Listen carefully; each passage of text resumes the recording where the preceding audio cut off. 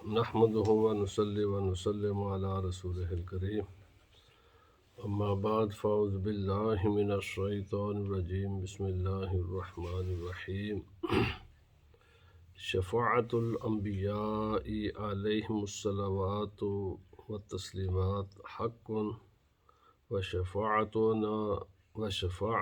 نبينا صلى الله عليه وسلم للمؤمنين المذنبين ولأهل الكبائر منهم المستوجبين العقاب حق ثابت الصلاة والسلام عليك يا سيدي يا رسول الله وعلى آلك وأصحابك يا سيدي يا حبيب اللہ۔ حضرات، گزشتہ درس عقیدہ میں ہم نے یہاں تک پہنچے تھے کہ اللہ رب العزت کی معرفت جتنی بندے کی نجات بخشش کے لیے ضروری ہے وہ ممکن ہے انسان مکمل اللہ کی معرفت حاصل کر سکتا ہے،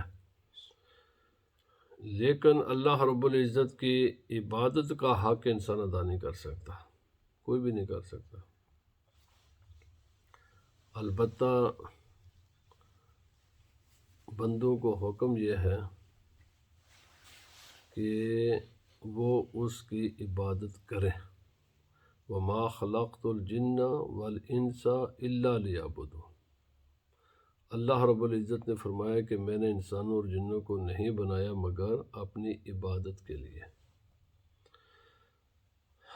اور جو لوگ اللہ کی عبادت سے منہ پھیرتے ہیں، اللہ رب العزت کی عبادت کی طرف متوجہ نہیں ہوتے، قرآن مقدس میں واضح خدا تعالی نے فرمایا کہ انتہائی ذلت کے ساتھ وہ جہنم میں جائیں گے۔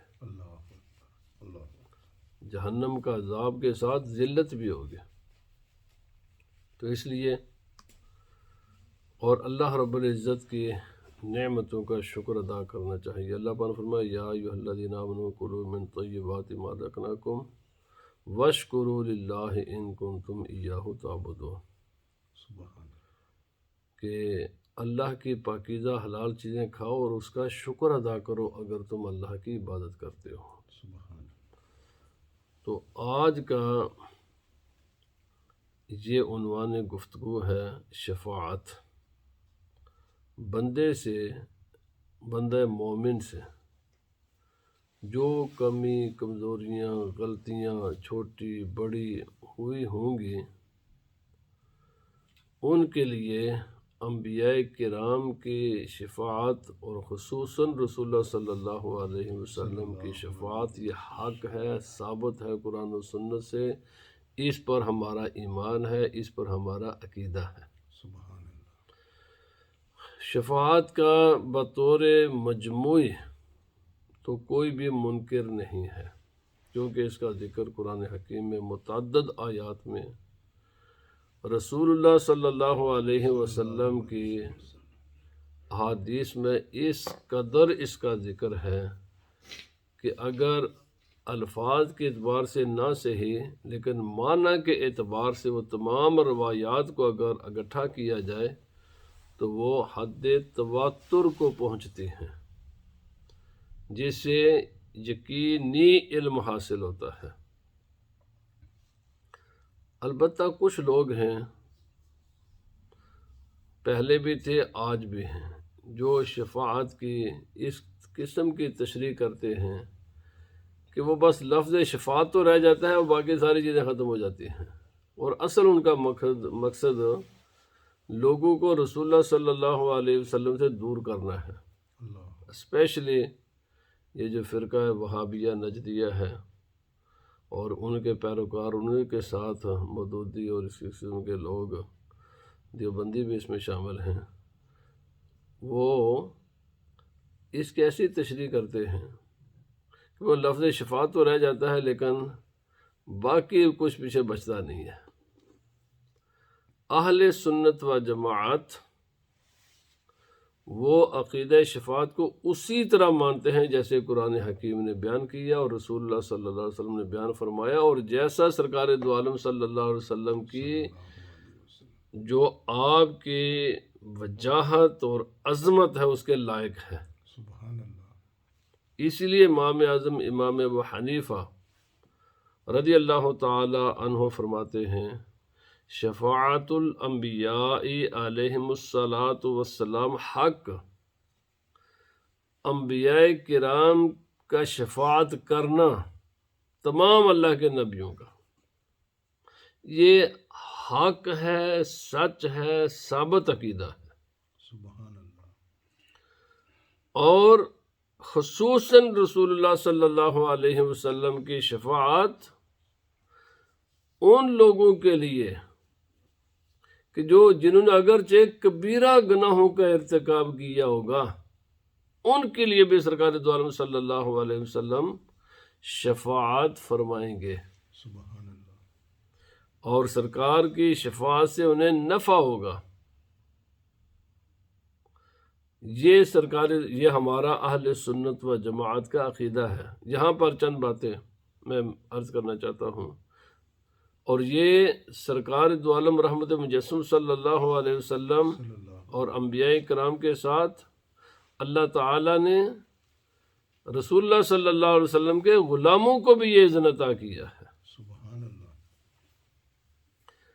مثلاً علماء ربانیین، اولیاء صالحین، حفاظ قرآن، شہدائے اسلام، باقی مسلمانوں کے چھوٹے بچے، ایک مومن دوسرے مومن کے لیے الحمدللہ یہ سارے شفاعت کریں گے، اور ان کی شفاعت اللہ رب العزت کے بارگاہ میں قبول ہوگی۔ سبحان اللہ۔ انشاءاللہ قبول کیوں؟ اگر اس نے قبول نہ کرنی ہوتی تو یہ قرآن پاک میں ان چیزوں کا ذکر کیوں کرتا؟ اللہ۔ یہ رسول اللہ صلی اللہ علیہ وسلم اتنی وضاحت کے ساتھ ان چیزوں کو بیان کیوں فرماتے ہیں؟ بھائی الحمدللہ یہ ساری شفاعتیں قبول ہوں گی۔ آپ یہ ذرا سنیں، اس میں صرف ایک شرط ہے۔ قرآن پاک نے فرمایا فما تنفعہم شفاعت الشافعین، شفاعت کرنے والوں کی شفاعت انہیں نفع نہ دے گی۔ کس کو نفع نہیں دے گی بھائی؟ اس کے لیے ایک ہی کنڈیشن ہے، کفار کو، کافر کو کسی کی شفاعت نفع نہیں دے گی۔ تو اگر کسی کی شفاعت مسلمانوں کو بھی نفع نہ دیتی تو پھر اس قرآن حکیم کی آیت کا معنی کیا رہ جاتا ہے؟ پھر ایک مسلمان میں، مومن میں اور کافر میں فرق کیا ہے؟ پھر اگر میں ان کو بھی شفا نہیں اور ہمیں بھی اس کی اگر کوئی نفع نہیں ہونا تھا تو پھر فرق کیا ہے؟ کافر کہہ سکتے ہیں پھر تم برابر ہی ہے نا۔ اللہ پاک نے فرمایا فما تنفعہم شفاعت الشافعین، انہیں کسی بھی شفاعت کرنے والے کی شفاعت نفع نہ دیں گے۔ تو بالکل اس کے اپوزٹ چلے جائیں کہ صرف حالت ایمان پر جس کا خاتمہ ہوا، ایمان سلامت لے کر جو دنیا سے چلا گیا، اس کے حق میں انبیاء کرام، اولیاء اللہ، علماء ربانیین، حفاظ قرآن، شہداء، ایک مومن دوسرا مومن، مسلمانوں کے چھوٹے بچے، ان تمام کی شفاعتیں ان کے حق میں مفید ہیں، نفع دیں گی۔ اللہ پاک نے فرمایا واتقوا یوما لا تجزی نفس عن نفس شیئا، فرمایا ڈرو اس دن سے کہ جس دن کوئی جان کسی جان کے کام نہیں آئے گی، کوئی جان کسی جان کے کام نہیں آئے گی، نہ کوئی کسی کی ہیلپ کر سکے گا، نہ کوئی کسی کی شفاعت کر سکے گا۔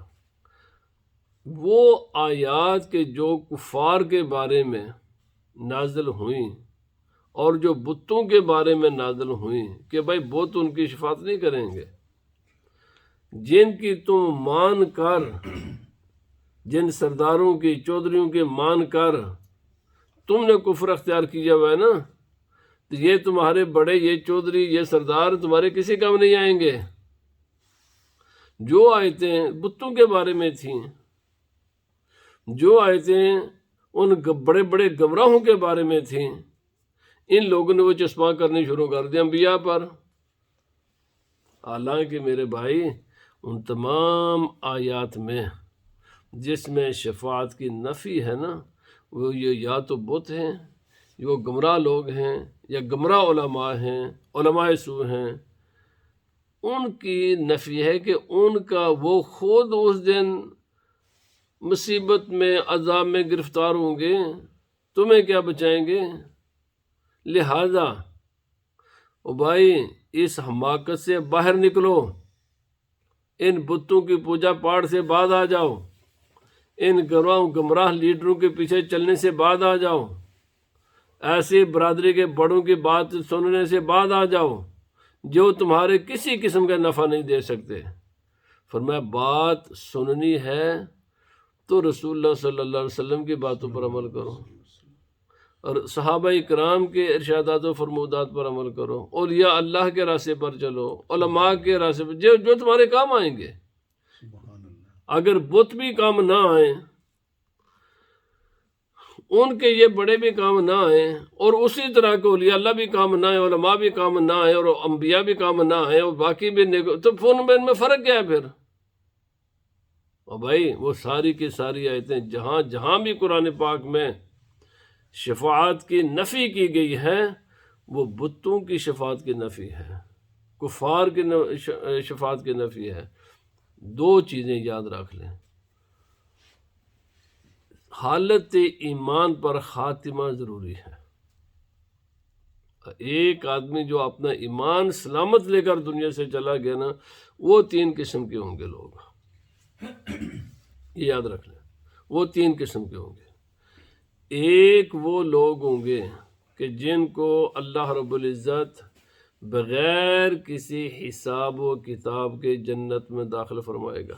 سبحان اللہ، رسول اللہ صلی اللہ علیہ وسلم نے فرمایا کہ میری امت کے 70,000 میری امت کے وہ لوگ ہوں گے کہ جنہیں کوئی حساب و کتاب، کوئی کویشچن ان سے نہیں ہوگا، سیدھے جنت میں جائیں گے۔ سبحان اللہ، اور اللہ رب العزت ان کی عظمت کو ظاہر کرنے کے لیے انہیں کہے گا کہ تم 70,000 ہر آدمی کو اجازت ہوگی کہ یہ 70,000 شمار کر لو، اور جس پر تم ہاتھ رکھتے جاؤ گے میں اس سے بھی کچھ بھی نہیں پوچھوں گا۔ سبحان اللہ، سبحان اللہ، 70,000 پہلے، اور ہر ایک کو 70,000 اپنے ساتھ لے کر جانے کی اذن اور اجازت ہوگی۔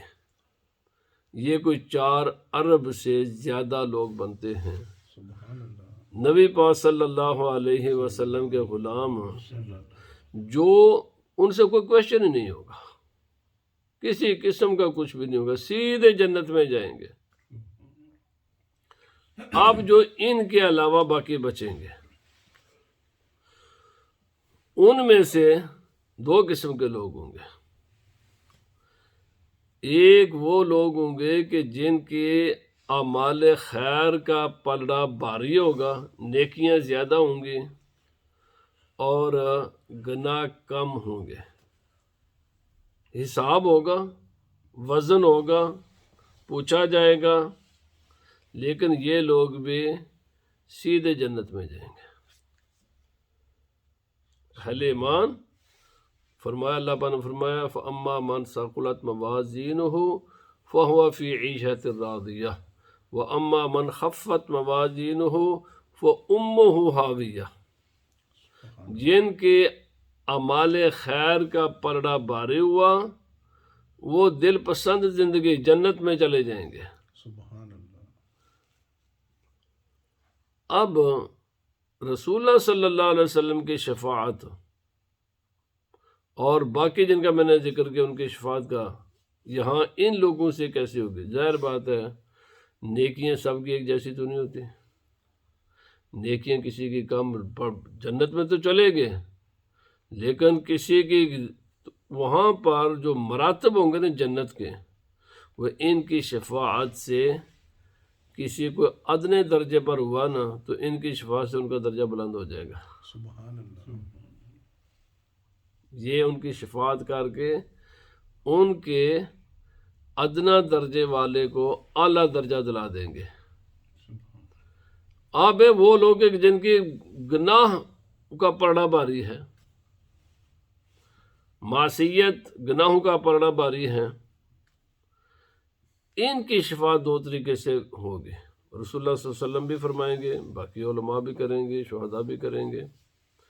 وہ ایسے کہ گناہوں کا پردہ تو باری ہے، اب اس اصول پر تو انہیں جانا ہے جہنم میں، لیکن رسول اللہ صلی اللہ علیہ وسلم اور باقی جن کا میں نے ذکر ابھی کیا، یہ تمام اللہ کے مقبول بندے، ان میں سے کسی کی شفاعت اگر کسی کو نصیب ہو گئی تو اس کی شفاعت سے اس کے جو وزن کی نیکیوں والے وزن کی کمی ہے نا، اس کی شفاعت سے یہ وزن نیکیوں والا زیادہ ہو جائے گا اور اس کی بخشش ہو جائے گی، سبحان اللہ، سبحان اللہ، اس کی بخشش ہوگی، وہ بھی جنت میں چلا جائے گا۔ سبحان اللہ، اور رسول اللہ صلی اللہ علیہ وسلم فرمائے ایک آدمی ہوگا، فیصلہ بھی ہو چکا ہوگا، جب گزر ہوگا نا فرشتے لے کر جا رہے ہوں گے نا اس کو جہنم کی طرف، تو راستے میں دیکھا کہ جنتی ہے کھڑا ہے، اس کو پہچان لے گا، وہ کہے گا یار کیا ہے، کدھر جنت میں جا رہے ہو؟ جی، تو یار مجھے پہچانتے ہو؟ نہیں جناب۔ اچھا، پہچاننے چھوڑ دیا؟ تو میں نے تمہیں فلاں روز وضو کروایا تھا، تم نے نماز پڑھنی تھی اور میں نے تمہارے وضو میں تمہیں مدد کی تھی، بس یہ احسان جو کسی نیک انسان کے ساتھ اس نے کیا ہوگا نا، وہ اس کو یاد دلائے گا۔ تو حدیث پاک ہے، مشکوٰۃ شریف میں بھی یہ حدیث پاک ہے، سرکار دو عالم صلی اللہ علیہ وسلم نے فرمایا کہ وہ بندہ جو جنتی ہوگا اور ایک وہ انسان جو گنہگار ہوگا، جب اس کی مدد اس نے کی ہوگی وضو میں، تو وہ اس کو وہ مدد یاد دلائے گا نا، تو وہ اللہ کی بارگاہ میں عرض کرے گا یا اللہ پاک، اس نے وہ احسان مجھے دلایا، تو ہر احسان کا بدلہ تو ہے، اب میری درخواست قبول کر لے، اس کو بھی جنت میں میرے ساتھ ہی بھیج دے۔ سبحان اللہ، تو اب اس نے اتنی نیکی کی ہوگی کہ ایک مرتبہ زندگی میں کبھی کسی کو وضو کروایا ہوگا اور وضو کو پانی مہیا کیا ہوگا یا کوئی کسی قسم کی مدد کی ہوگی، فرمایا وہ بھی اتنی نیکی بھی اس کے کام آئے گی، اور وہ انسان اس کی شفاعت نمازی کی اس کے حق میں قبول ہوگی، جس کو جہنم جس کا فیصلہ ہو چکا تھا، لیکن اس کی شفاعت پر وہ جنت میں چلا جائے گا۔ سبحان اللہ، سبحان اللہ، اب ایک شفاعت یہاں ایسے کام آئے گی کہ جب گناہوں کا پردہ بھاری، نیکیوں کا پردہ کم، لیکن شفاعت سے وہ نیکیوں کا پردہ بھاری ہو جائے گا اور گناہوں کا پردہ ہلکا ہو جائے گا، اور یہ بھی جہنم میں جائے بغیر سیدھے جنت میں چلے جائیں گے۔ سبحان اللہ، رسول اللہ صلی اللہ علیہ وسلم نے فرمایا، یہ جو ہم ختم پڑھتے ہیں نا اپنے ماں باپ کے لیے، یہ بھی شفاعت ہی کی ایک قسم ہے، یہ دعا ہی، یہ شفاعت ہی ہوتی ہے۔ نبی پاک صلی اللہ علیہ وسلم نے فرمایا کہ مرنے والا جب قبر میں ہم رکھ کر اس کو آتے ہیں نا، تو وہ اپنے آپ کو ایسے ہی محسوس کرتا ہے جیسے کوئی انسان دریا میں غرق ہو رہا ہو، پانی میں ڈوب رہا ہو۔ تو ظاہر بات ہے جب آدمی پانی میں ڈوب رہا ہو نا، تو وہ ادھر ادھر دائیں بائیں ہاتھ مارتا ہے، کوشش کرتا ہے کہ کسی طریقے سے میں بچ جاؤں، لیکن اگر اس کو کوئی جڑ یا کوئی کنارہ، کوئی گھاس یا کسی قسم کا بھی اس کو سہارا ملے، اس کو لینے کی کوشش کرتا ہے کہ کسی طریقے سے میں غرق ہونے سے بچوں۔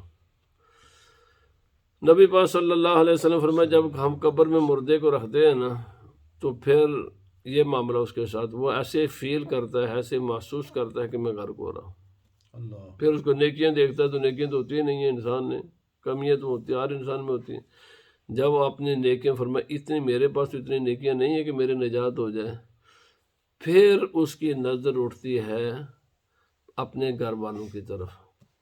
اگر بیٹا ہے تو ماں باپ کی طرف کہتا ہے کاش میرا باپ میرے لیے دعا مانگے، کاش میری ماں میرے لیے دعا مانگے۔ اللہ اکبر۔ اگر وہ کسی کا باپ ہے یا ماں ہے تو وہ کہتے کاش میری بیٹی میرے لیے دعا مانگے، میرا بیٹا میرے لیے دعا مانگے، میرا سسر میرے لیے دعا مانگے، میرا ماموں میرے لیے دعا مانگے۔ کوئی ان تمام کو یاد کرتا ہے کاش کو مجھے دعا مانگے۔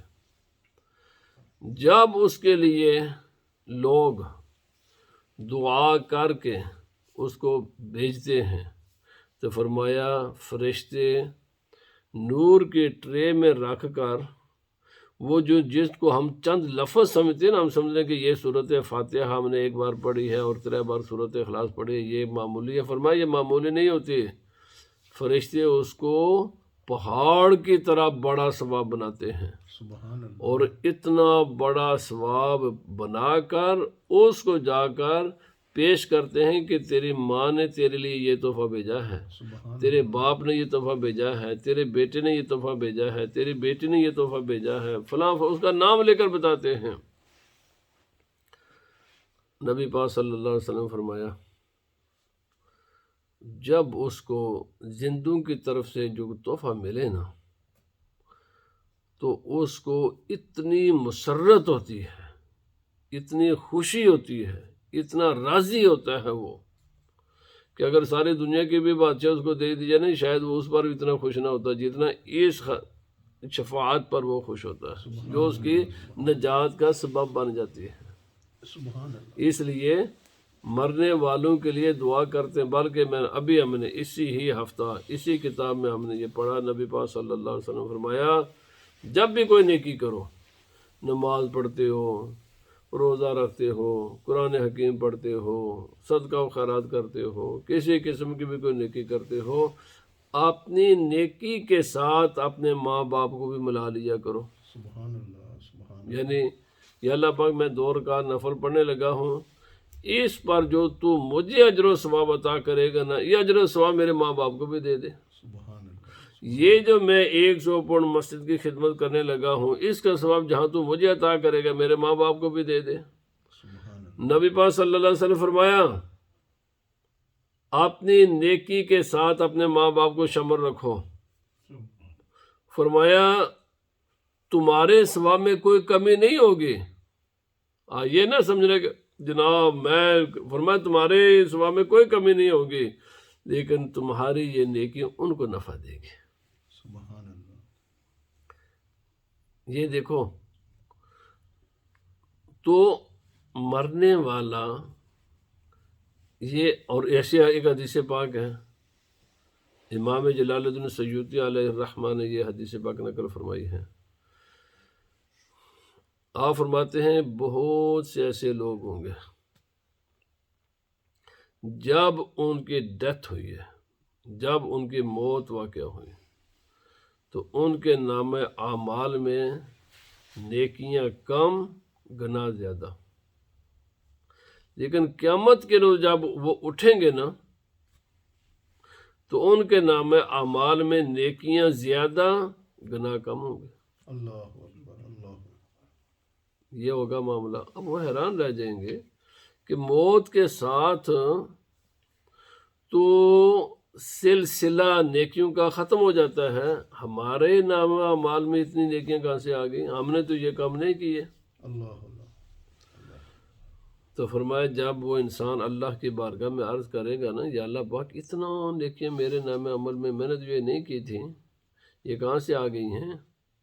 تو اللہ پاک فرمایا تو نے نہیں کی، لیکن فلاں فلاں فلاں آدمی نے خود نیکی کر کے اس کا ثواب تجھے دیا۔ سبحان اللہ۔ تو جب ہم دعا کرتے ہیں نا، دعا یہ شفاعت ہی ہے، یہ شفاعت ہی کی قسم ہے،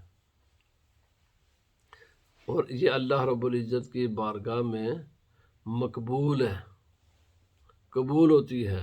شرط ایک ہی ہے، دعا کرنے والا مومن ہو، جس کے لیے دعا کی جا رہی ہے وہ صاحب ایمان ہو۔ اب بعض لوگ ہاں آپ اپنی زندگی میں صرف شفاعت کو امید پر عمل نہ ترک کریں، نہ کریں۔ آپ اپنی زندگی میں پوری کوشش کے ساتھ عمل کرتے رہیں، وہ عمل بھی آپ کے کام آئیں گے۔ کیوں؟ فرمایا جو انسان عمل چھوڑتا ہے نا، جتنا عمل چھوڑے گا نا اتنے ہی کفر پر مرنے کے چانس زیادہ ہو جاتے ہیں۔ جتنا عمل کیے جاتے ہیں اپنے ایمان کی حفاظت کے لیے، جتنا انسان زیادہ عمل کرتا ہے نا اتنا ہی اس کا